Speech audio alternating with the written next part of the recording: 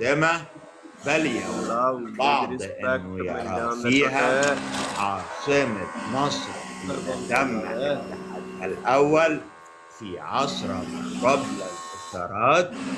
وبتتميز هذه الحضارة بظاهرة دفن الأجنة داخل المنازل، إما في قدور أو في حفر غير عميقة، في حين أن مقابر القوم كانت دفانة خاصة بعيدة عن مساكن الأحياء، حيث تقع على حافة القرية من الجنوب في أرض منخفضة عند سفح الثلج كانت تقوم عليه المدينة.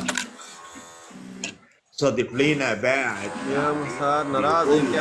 صعبا أن تكتشف أن دينك هراء. الأصعب هو أن تمتلك الجرأة على تقبل ذلك. ليس هناك ما يميز صناعات الأدوات الحجرية أو الأواني الفخارية عما سنتحدث عنه في حضارات تلك السالفة الذكر، سوى استعمال القوم لأواني حجرية سواء من البازلت أو الحجيري أو المرمر الألبستر. أما حضارة الفيوم اللي تعارف المسلمين على تقسيمها إلى فترتين، فهي تارة تطور حضارات الدلتا، تارة أخرى تتبع مصر العليا. من المعروف أن أهم مظاهرها انتشار الآلات الزراعية الخزنية، وأن إنسانها في الفترة الأولى مارس الزراعة في حدود ضيقة. من الملاحظ الفترة التالية من الحضارة، يعني بعد 4000 عام قبل الميلاد، كانت الحضارية أكثر تخلفا من سابقتها. ربما رجع ذلك إلى أن القوم اللي سكنوها كانوا من اللاهين اللي اعتمدوا في حياتهم على ما كانوا يصطادونه من أسماك البحيرة، أكثر من اعتمادهم على الزراعة.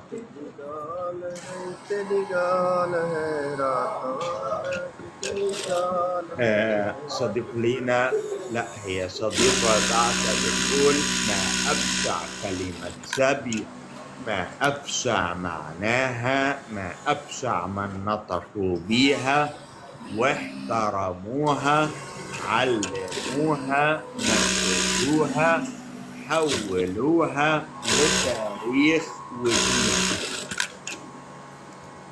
هنتكلم عن حضارات العليا تلعب الجبانات دورا رئيسيا في تحديد تطور حضارات مصر العليا، في حين تظل أهمية القرى لصغر مساحتها كل ما عثر عليه.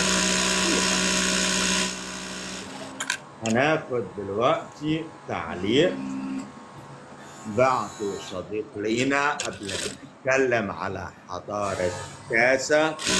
الإمام لا يستطيع أن يقول الأرض الفاشل، بل يقول الأرض الكافر، لأنه بيعلم من هو الفاشل الحقيقي.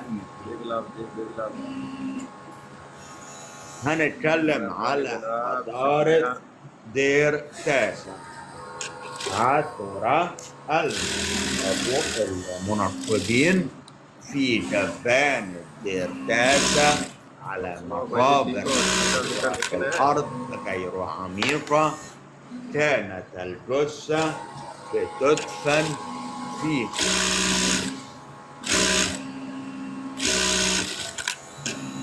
وضع القرفصاء، وتزود بمجموعة من الأواني الفخارية والأدوات الفخارية. أما الأواني الفخارية كانت من النوع الأسود أو الأحمر المصقول، أو من النوع الأسود المحلى بزخارف بيضاء محفورة، في حين أن الأدوات الزرانية واللي انتشرت بينها الفؤوس المصقولة ذات الأطراف المشذبة. كده هنتكلم على تعليق جديد. لو كان بإمكاننا تحويل الكراهية لطاقة كهربائية لتمكنا من إنارة العالم بأكمله نتيجة فاشية الإسلام.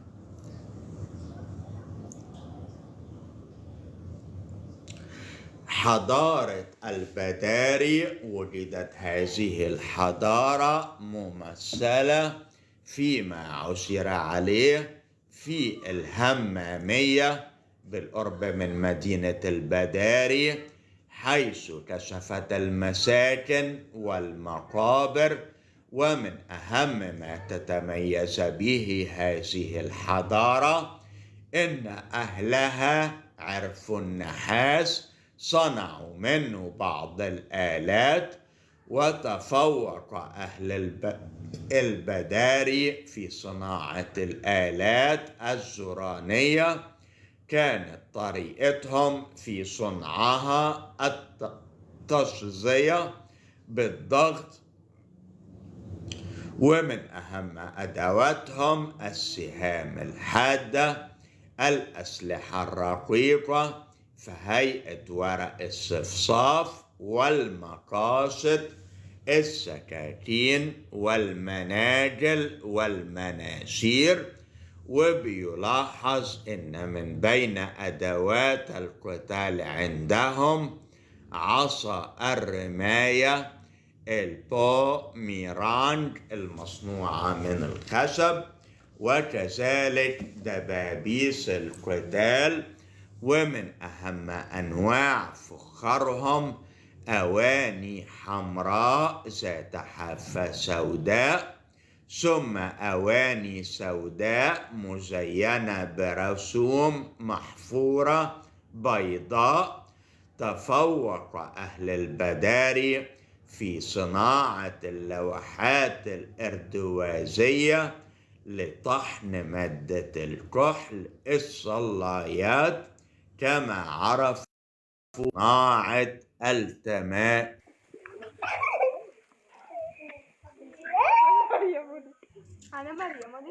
في صديق لنا بعت لنا تعليق بيقول لي: أعظم ما قيل في العتاب ما أرى ربك إلا يسارع في هواك. أعتقد أن القائلة هي عائشة الطفلة اللي تزوجها الرسول. لو قالها آخر لضرب عنقه، وتسجل في التاريخ على أنه أكبر مستهزئ أو مزدري للدين الإسلامي. تعتبر هذه الحضارة قفزة واسعة نحو التقدم ووضع حجر الأساس لحضارة المصريين القدماء في العصور التاريخية. لو اتكلمنا على حضارة العمرة، تعرف أيضا بحضارة نقادة الأولى، بتعتبر تطورا في نفس الاتجاه اللي صارت فيه حضارة البداري. ومن أهم الآلات الحجرية الزرانية المستعملة في هذه الحضارة